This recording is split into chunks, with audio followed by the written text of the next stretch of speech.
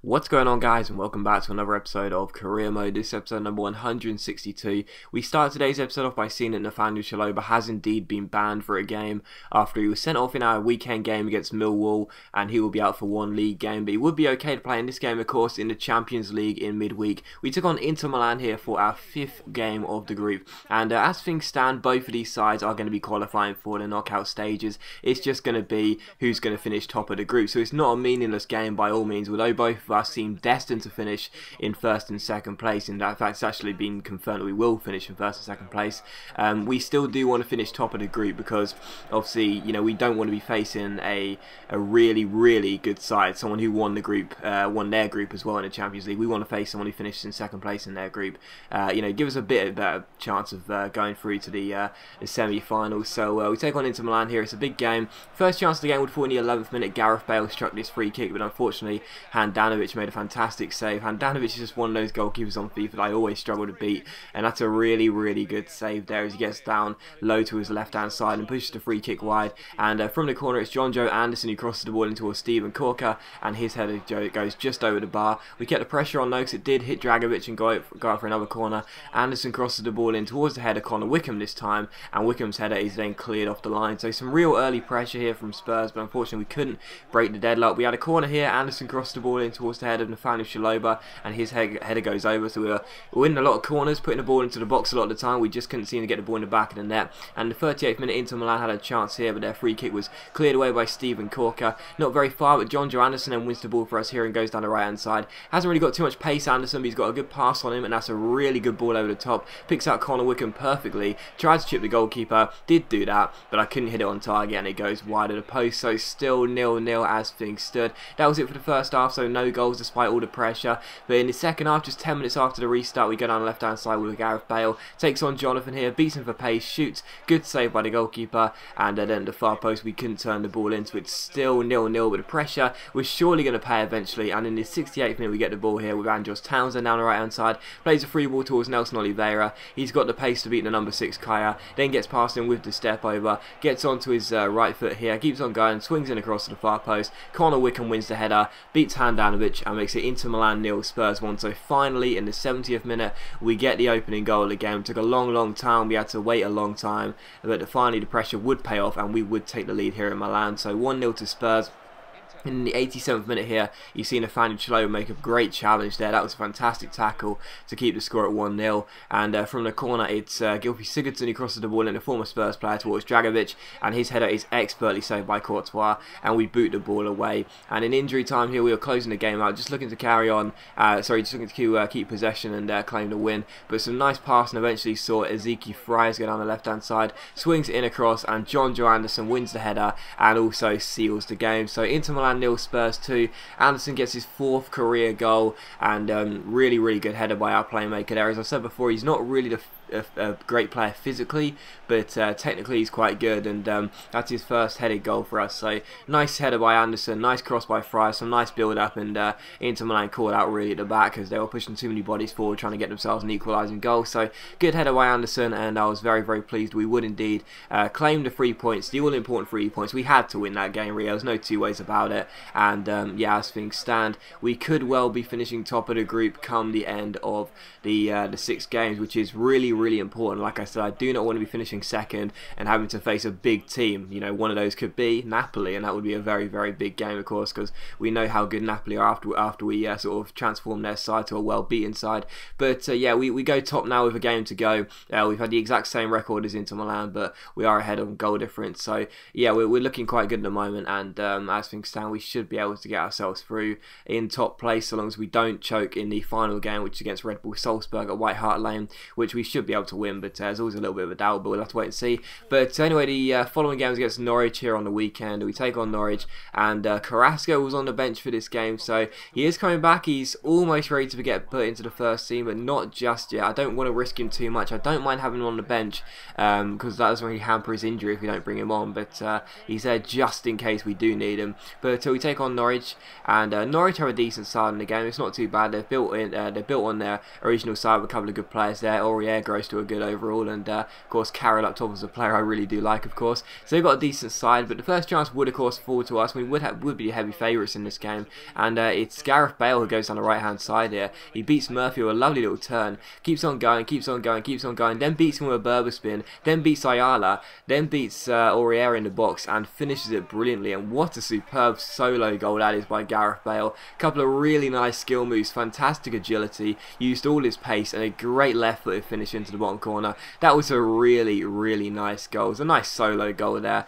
I'm sure it may have seemed pretty basic to some of you guys. When you play against the AI on Legendary, it's very hard to always get the better of your man when taking them on one-on-one. But that was a really nice finish by Bale after some nice dribbling.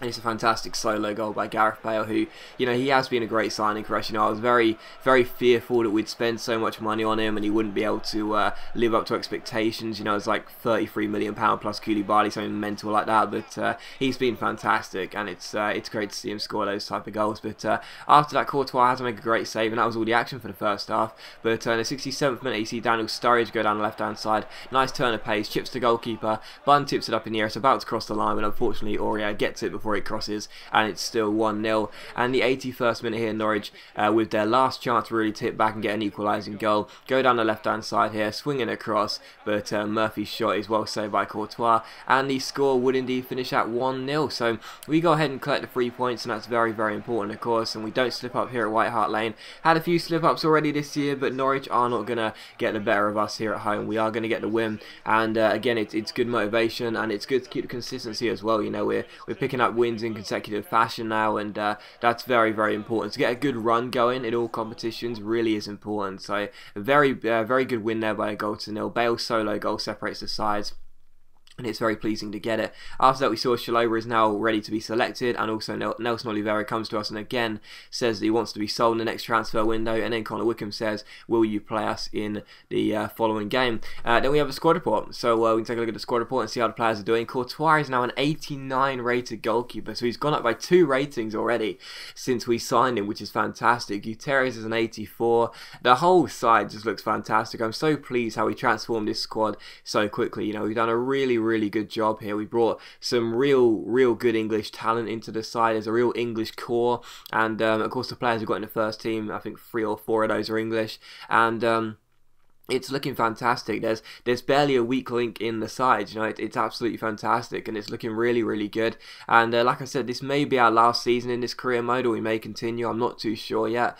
But if it is our last season, then hopefully we can go out on a high and collect the Champions League and the league in a double, which I'm pretty confident we can do. Touch wood, if we stick to our game plan and have a consistent run of results for as long as possible. And if we do finish with this squad, I'll be very happy with it, because I'll know that we finished with one of the strongest squads possible, you know. So it's been really good, and yeah, it's been fantastic for us. But here's a look at the league table. 15 games in, we're in second place, 2 points behind Liverpool, 2 points ahead of Chelsea in third, and 3 points ahead of Fulham in fourth. Look how well they're doing. So yeah, very good start for us really. Liverpool leading the way, but I still feel confident we can catch Brendan Rodgers' side. You know, we got one of their SAS members, so we should be able to beat them really in the race for the title.